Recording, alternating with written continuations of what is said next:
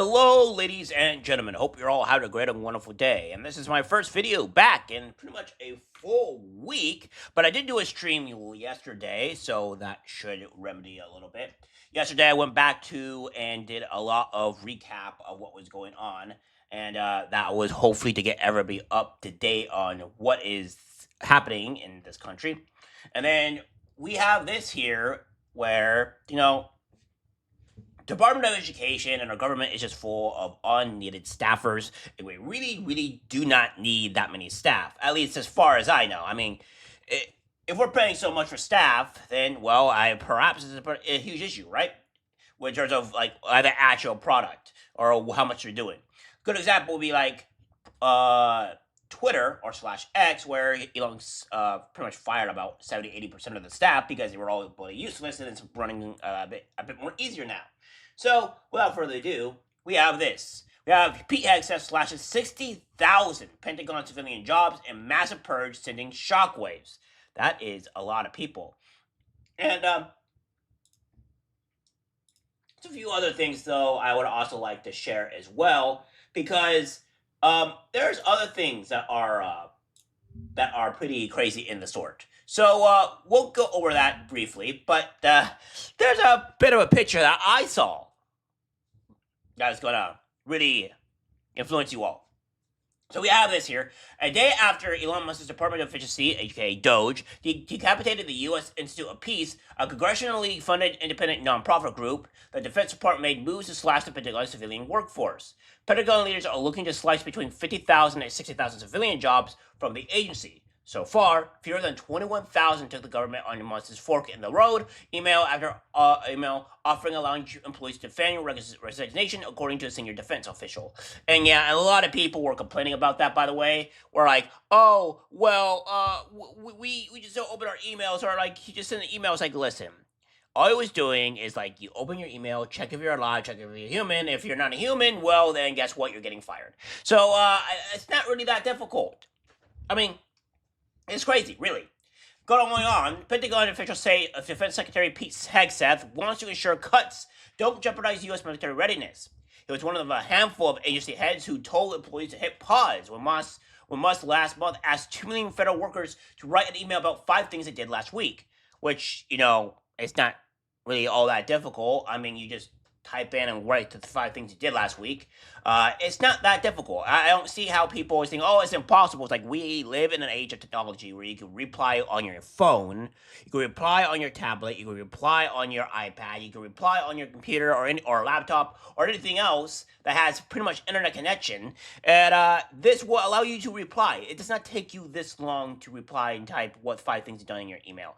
Even after work, it's like, oh, well, if your boss comes to you and they're like, okay, I need to check in on you and to see what are the 5 things you did on 5 things you did this week.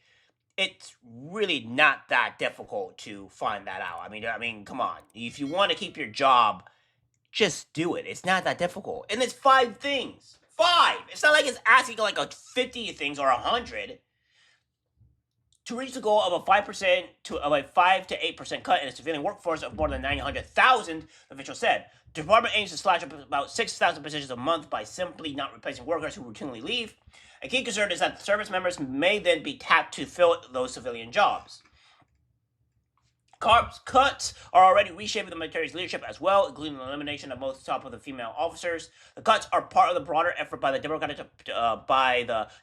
Doge service, including billionaire advisor Elon Musk, to slash the federal workforce and dismantle U.S. agencies.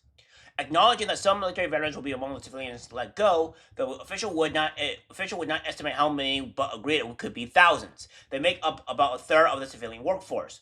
Word of the civilian cuts come after the U.S. launched weekend attacks on Houthi targets in Yemen in response to attacks in Israel and shipping in the Red Sea, which Israel. I'll be doing a video on this a bit later, but you're not on my good list right now. You're not on my good list. Yeah, maybe you should be answering to the JFK type thing, huh? Yeah. We'll just leave it there for now. I'm not afraid to criticize the undesirables, the unmentionables, the Jews, just because, we're supposed to be friends with them because they went through the Holocaust. Yeah, because, Of course, you can't criticize people if they went through such a tragedy, right? Yeah. President Trump is seeking to find a negotiated solution to Russia's war on Ukraine. Although there was an ambiguity in the immediate results of his Tuesday call with Russian President Vladimir Putin, Israel has launched renewed attacks on Gaza and yet another hotspot that the U.S. military must monitor and prepare for. Firings of veterans have brought some political pushback on Capitol Hill, mostly from the Democrats, even as slashing debt cuts in areas like foreign aid have brought little opposition from elected Republicans. The department is using 3 ways to accomplish the workforce cuts: voluntary resignations, firing probationary workers, and cutting jobs as employees routinely leave. Yeah, I think this is good, and I think the big thing here is that they're removing a lot of unneeded people. I mean, put it this way: if you have like 60,000 or 50,000 or even 40,000 people, honestly, not doing anything in your department or in your agency, etc., and they're not really doing anything, that's that's a whole bunch of money just being wasted for no reason at all, right? It's just a whole bunch of money being wasted. And if you could remove those people, if they're not doing anything or anything productive at all in the workforce, then you're saving your government or your company thousands, no, not thousands, probably millions of dollars, because you don't have to worry about all that money and stuff, right? Because you're saving a huge amount. Now, what we have here, we have Trump to downsize federal. Oops, my bad. What am I doing here?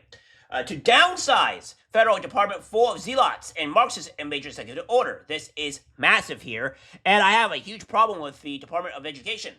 Says here, Donald Trump will design an executive order on Thursday, which is today, that aims to majorly downsize the Department of Education, a source confirmed by Daily Mail.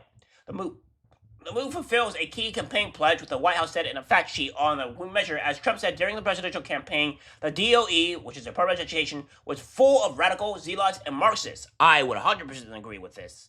The White House says Education Secretary Linda McMahon will be directed to facilitate the department's compacts while continuing to ensure the effective and uninterrupted delivery services and programs and benefits on which Americans rely. It also mandates that any programs or activities receiving remaining Department of Education funds should not advance DEI or gender ideology. I also agree with this. The problem that we have here, guys, is that a lot of the Department of Education, or a lot of these educationers, right, are not really doing a good job, right? They are putting in woke propaganda. They are trying to groom the children, and all this other stuff, right? And it's not needed. I also have a huge problem with our education system in general. I do not think that our education system is good at all. Me going through the actual education system through as a child and all the issues that I had, I am not a good college person. I'm not a good school person. But that, again, that is dependent on other people. Some people are good at school, college, etc. Some people are not. I am in the category of not being good for me. And that's mostly because I just don't teach you anything relative at all. If you have issues learning or trying to get things done, and you only have like one back, say for instance for me is math, then well, obviously probably put me into a class or whatever that is, relative to my math skill, and teach me how to upgrade my math, rather than putting me in all the other classes that I shouldn't be in because it doesn't help me at all. So these things in schools are just terrible in general. They don't help kids. They don't teach kids about life. I mean, that should what be half of high school, is teaching kids about life, bills, and all these other things. Because it doesn't matter what education you have if when you go in life you don't know how to do these certain things. It's like, hello? What are we going in here? They claim that the Department of Education has spent over $3 trillion without improving student achievement, as measured by the standardized National Assessment of Educational Progress. Yes, which is all the scores. Which, by the way, a lot of countries are higher than us in education. It's actually quite sad in a lot of ways. We are a first world country, and all of our kids are pretty much bona fide morons. The White House hits hard on the $200 billion wasted during the pandemic subsidizing remote learning, which, given the substantial learning loss that resulted, typifies the ineffectiveness of the current federal-driven model. Trump also claims that the Biden administration made the issues even worse, having wasted more than $1 billion in grants focused on entrenching radical ideologies in education. Yeah, which doesn't help anybody, regardless of the situation. You do not need to teach kids how to be, what to be as female, or you don't need to teach kids, respect this gay person over here, or black people are most offended or oppressed, or women don't have this, or gender ideology, or all this other stupid BS. It does not need to be in education. It needs to be learning math, learning history, learning English, and perhaps maybe some trade skills. Maybe on how to maybe change a light bulb, how to do your bills, taxes. Things that will actually benefit you in life, not pointless, useless subjects like gender queer theory or whatever else we want to put in this stupid stuff. They cite the rewriting of Title IX to expand the definition of statutory organization to include gender ideology and over $26 million in grants pushing gender ideology. And I want every parent in America to be empowered to send their child to public, private, charter, or faith-based school of their choice, Trump said during the campaign. The time for universal school choice has come. As we return education to the states, I will use every power I have to give parents this right. In the weeks since he took office, Trump administration already has cut the department staff in half and overall budget of department's work. Trump advisor Elon Musk's Department of DOJ, or Doge, my apologies, has cut dozens of contracts and dismissed as woke and wasteful. It gutted the Institute of Education Sciences, which gathers data on the nation's academic progress. The agency's main role is financial. Annually, it distributes billions in federal money to colleges and schools and manages the federal student loan portfolio. Close the department would mean we're distributing each of those duties to another agency. I also think college is kind of a scam because you don't actually learn much of anything in college. You have to take in college, which a lot of people probably already know. You got to take classes that you don't want to actually take. Like, for example, for the college that I went to, I had to go and take a graphic design class when I'm doing computers for like building computers, fixing computers inside and out, etc., and IT. As I checked, graphic design has nothing to do with that, and why am I taking this stupid class in order to do it? It's really dumb. It only increases bills, increases the pros, increases the time you have to be in school, and the amount of money you have to pay for school. It's really stupid. It does not need to be there. It's pointless. Just let me go and do my school and get it over with, all right? In his campaign platform, Trump said he would pursue civil rights cases to stop schools from discriminating on the basis of race. He also described diversity and equity policies in education as explicit unlawful discrimination. His administration has launched investigations of dozens of colleges for alleged racial discrimination. Trump also pledged to exclude transgender students from Title IX protections, which affects school policies on students' use of pronouns, bathrooms, and locker rooms. Yeah, it's really important. So yeah, he's really going after all this stuff here, and thank God. And of course, guys, to slap the final point in here, this is what I was doing out on my travels. And of course, you see here, federal workers deserve better. They really don't. And then it says, felon. I bought this before we knew Elon was crazy. Yeah, it's just really stupid. This is what happens in who parks here. This is the insanity here. I know I'm not going to really blur the license plate because why would I? These people don't care. They hate us. It even says a lot of you didn't pay attention in history class, and it shows.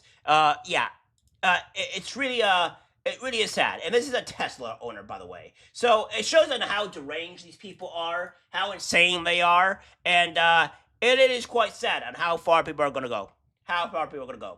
It is quite sad. Well, guys, this is a good job. I hate the Department of Education. I hate everything about these schools currently. They don't help people. They don't help kids. And I think it's a good thing we're getting on the right track. All right, guys, that's it for the video. Subscribe, share. As always, take care. It's good to be back.